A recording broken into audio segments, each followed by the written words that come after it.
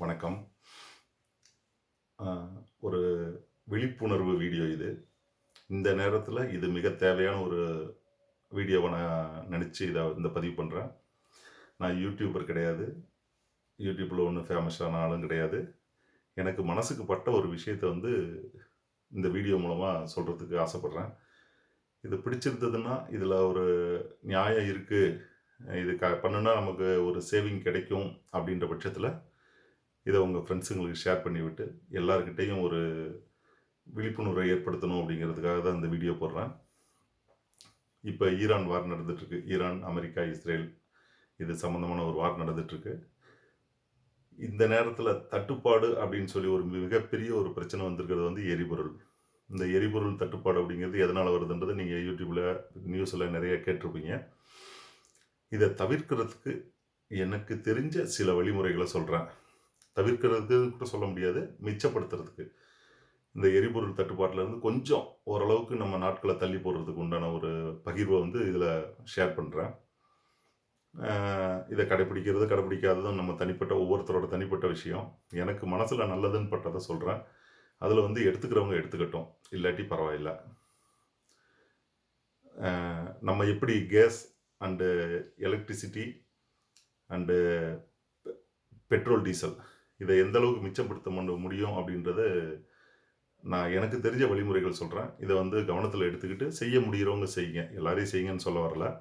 செஞ்சோம்னா என்னன்னா, இப்ப இருக்கக்கூடிய இந்த போர் சூழ்நிலையில நம்மளோட தேவைகள கொஞ்சம் குறைக்கலாம். நம்ம அரசாங்கத்த குறை சொல்றத விட்டுட்டு, நம்ம எல்லா மக்களும் நம்ம பயன்படுத்தக்கூடிய பெட்ரோல், டீசல், அ எ எலக்ட்ரிசிட்டி, கேஸ் இத நம்ம யூசேஜ கொஞ்சம் குறைச்சோம் அப்படின்னம்னா, நிச்சயமா நம்ம இந்த தேவைகள குறைச்சோம் அப்படின்னம்னாலே நமக்கு டிமாண்ட் குறையும்.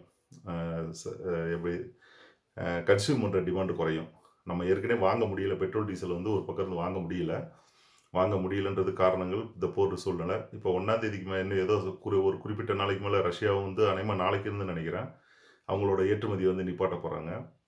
இன்னும் பெட்ரோலியம் பொருட்கள் தட்டுப்பாடு வரலாம். மோசமா வரலாம். மிக மோசமாவும் வரலாம். அதுக்கு முன்னால நம்மனால முடிஞ்சது என்ன செய்யலாம் அப்டின்னா, ஃபர்ஸ்ட்டு எலக்ட்ரிசிட்டி. வீட்ல மின்சார உபயோகத்த நம்மனால முடிஞ்ச வரைக்கும், தேவையில்லாத நேரத்தில ஃபேன் ஓட விட வேண்டாம்.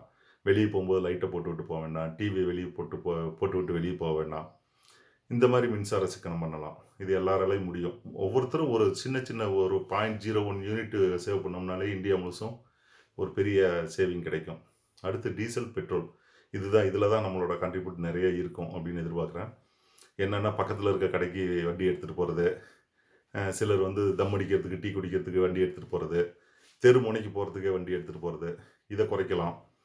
அடுத்து ஒரு நெறைய பேருக்கு இப்ப தனியார் நிறுவனங்கள்ல வேலை செய்ற நண்பர்களுக்கு கம்பெனியில கேப் ஃபெசிலிட்டீஸ் இருக்கும். அந்த கேப் ஃபெசிலிட்டீஸ கொஞ்சம் தூரம் நடந்து போறத பார்க்காம, கொஞ்சம் டைம் சேவ் பண்றத எதிர்பார்க்காம, கொஞ்ச நாளைக்கு அந்த கேப்ப யூஸ் பண்ணோம்னா, நம்மனால முடிஞ்ச வரைக்கும் ஒரு எரிபொருள் சேவிங் பண்ணலாம். இது எரிபொருள்ல. கேஸ் இதுதான் ரொம்ப முக்கியம்.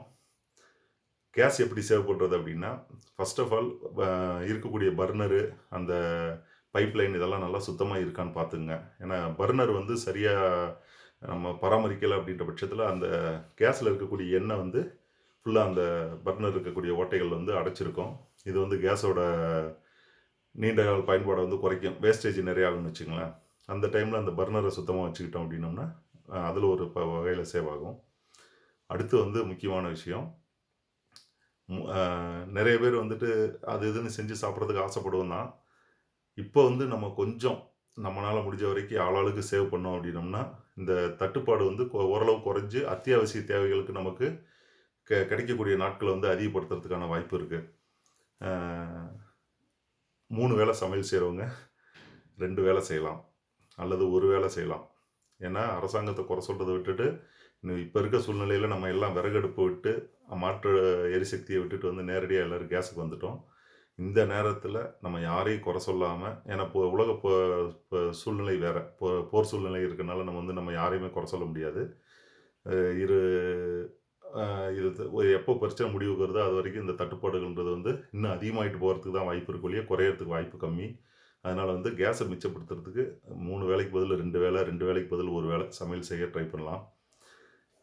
தேவையில்லாம கேஸை யூஸ் பண்ணி செய்யக்கூடிய ஒரு சில பொருட்கள், அத வந்து குறைச்சுக்கிறது நல்லது. என் வீட்டு கேஸை நான் என்ன வேணா செய்வேன் அப்படின்னு சொல்லி செய்கிறவங்கள பற்றி நான் இது பண்ண வரல. நம்மளால முடிஞ்ச வரைக்கும் அந்த சமையல் எரிவாயுவை வந்து அளவாக பயன்படுத்தலாம். ஒரு குறிப்பிட்ட அளவுக்கு மேலே நமக்கு கேஸ்க்கு சிலிண்டர் கிடைக்கலன்ற பட்சத்தில் வெறும் கஞ்சி வச்சு கூட குடிக்கலாம், ஒன்றும் தப்பு இல்லை.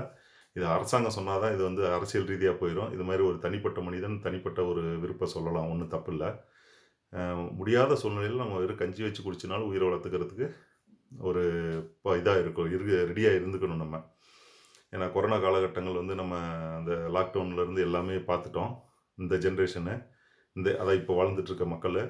ஸோ நம்ம அடுத்த கட்ட நடவடிக்கை அப்படின்றது வந்து அரசாங்கம் எடுத்து நமக்கு வேணுங்கிறத செஞ்சு கொடுக்க வரைக்கும் கையில் இருக்க கேஸை வச்சுக்கிட்டு, கேஸ் கிடைச்சாலும் இந்த பிரச்சனைகள் சுமூகமாக தீர வரைக்கும் கையில் இருக்க கேஸை வச்சு பாதுகாத்துக்கிட்டு எந்த அளவுக்கு நம்ம சிக்கனம் பண்ண முடியும் அப்படிங்கிறத அவங்கவுங்களோட வழியில், இப்போ ஒரு நாளைக்கு 3 தடவை 4 தடவை டீ வச்சு குடிக்கிறவங்க அதை அவாய்ட் பண்ணுங்கள். எப்போ பார்த்தாலும் சுடுதண்ணி வச்சு தான் குடிப்பேன் அப்படின்றவங்க கொஞ்சம் குறைச்சிக்கோங்க. அதை ஒரு தடவை காய வச்சோம்னா 2 தடவை 3 தடவை குடிச்சுங்க. ஒரு சமையலையும் மாற்றிக்கோங்க.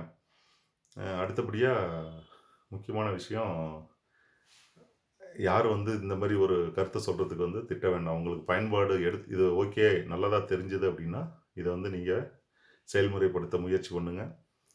இல்லை செய்ய மாட்டான் அப்படி தான் இருப்போம் அப்படின்றவங்களுக்கு இது சரியான பதிவு இல்லை.